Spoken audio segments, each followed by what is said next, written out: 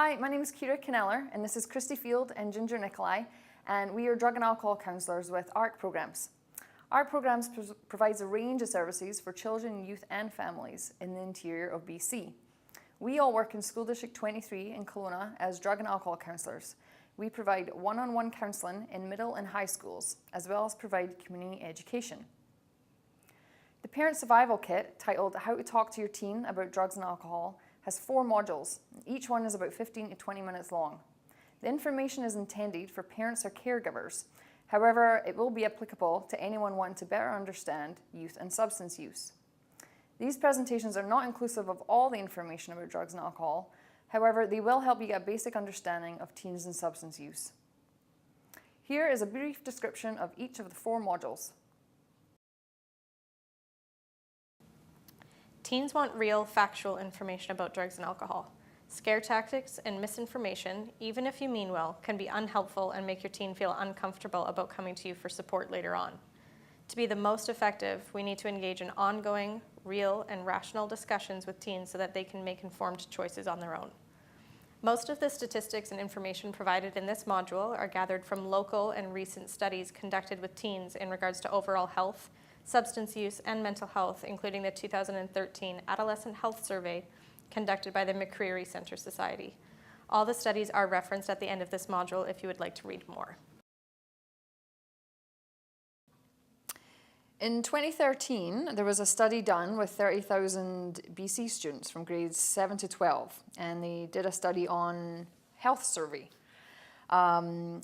Some of the results from that survey gave us an idea of some of the substances that kids were using, and particularly what was going on in Okanagan. We can see some stats here.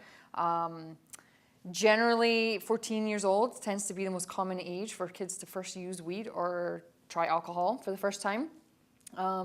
Some of the other stats you can see are 33% of youth in Okanagan have tried marijuana, 52% have tried alcohol. And these Okanagan stats tend to be a little bit higher than the average BC stats.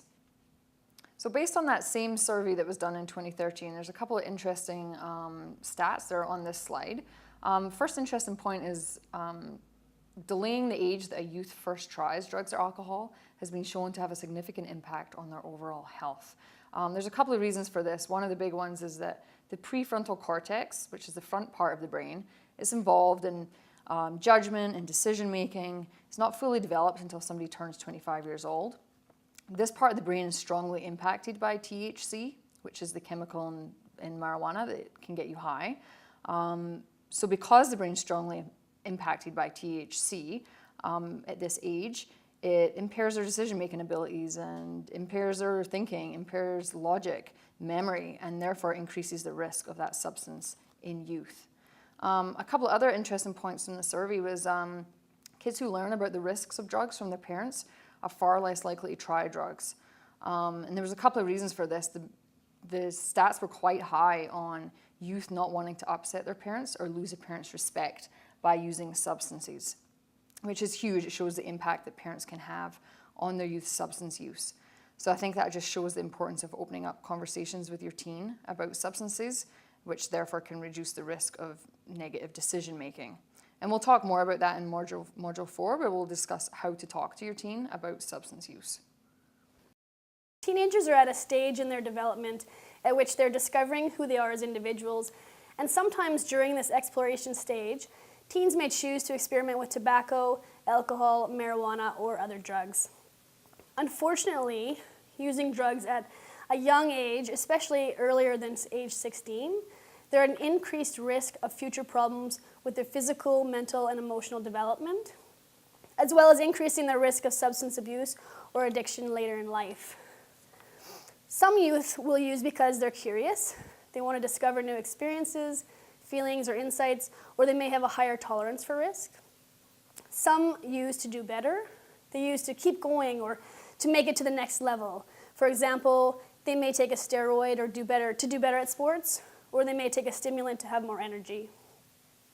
Some may try drugs because they want something to do, so to avoid feeling bored with their friends or when they're by themselves. Some may take drugs to feel good, so a youth might drink alcohol to feel more confident, or some may use to feel better. They may use to decrease social anxiety or stress when they're trying to build friendships or connections with others, or to reduce the symptoms of mental health concerns such as depression, anxiety, or trauma. The reason why a young person uses drugs can carry different levels of risk. For example, someone using because they're curious is more likely to use only once or twice, whereas someone that's using to feel better or using for their mental health, they're more likely to continue to use regularly because they're experiencing immediate change. Understanding how to support your teen involves understanding what can increase their risk and protect them from harm. There are a number of factors that increase the risk for teens to begin using or experience harms related to drug use, including who their friends are and the availability of drugs. In particular, adolescence is a time where peer relationships, connection, and acceptance becomes paramount for them. They're highly influenced by their perceptions of others, and we often find that they will mimic similar behaviors to their friends, including experimentation with drugs and alcohol. This can also influence their access to drugs and beliefs around what normal use looks like. Further, there is significant research that shows an increased risk for substance misuse for young people who have experienced or witnessed abuse, neglect, or family members who use substances themselves. This increased risk is often related to seeking a sense of belonging, numbing emotional or physical pain, and as a result of poor attachment. If your teen has experienced trauma or abuse or has been exposed to substance use, it would be encouraged for them to seek support to help understand these experiences as they develop. As we mentioned earlier in this module, many young people report using drugs and alcohol to help cope with diagnosed or undiagnosed mental health concerns or to feel better. Although they experience short-term benefits, they are at a significantly increased risk due to potential long-term impacts on those mental health concerns. If you as a parent or a caregiver notice shifts in how your teen is acting or feel that they may be struggling, let them know your concerns, stay curious, and encourage them to seek support through their school, online, or community resources. Something that we're noticing as counselors over the last couple of years is a shift towards normalizing the use of some drugs, in particular marijuana and alcohol. Many teens believe that everyone is doing it, or it's going to be legal, so it can't be that bad. We will go into more detail about the legalization of marijuana in Module 2 and discuss possible ways to respond to your teen if they say these things in Module 4 as well. As discussed in the last slide, there are a number of factors that can increase your teen's risk for substance use. However, there are also a number of things that you as a parent or a caregiver can do to support your teen and reduce their risks associated with substance use. Focusing on building up the teen's protective factors is a significant part of our job as counselors. In particular, something as a parent or caregiver that's important to pay attention to is maintaining a safe attachment and connection to your teen, in particular because they are looking for those people the closest to seek support from. So staying connected, being aware of where your teen is and who they are with on a consistent basis will let your teen know that you care and that your actions are predictable. Further, as part of your role as a parent or a caregiver, although it can be challenging, setting up a routine with your child to ensure that they get proper sleep can increase their overall physical and mental health significantly. Some research has actually shown that for every hour, less than 8 hours of sleep that your teen gets, their mental health goes down 10%, which can drastically impact their ability to succeed at school and relate to others the following day. Further, as we mentioned in the last slide, the role of peers in their life is very important. In particular, something that you as a parent or caregiver can be aware of is making sure that your teen's network of friends are positive and can keep your teen moving in a positive direction, especially if they disapprove of drugs and alcohol. Having supportive friends will also allow them to continue to have supports in place.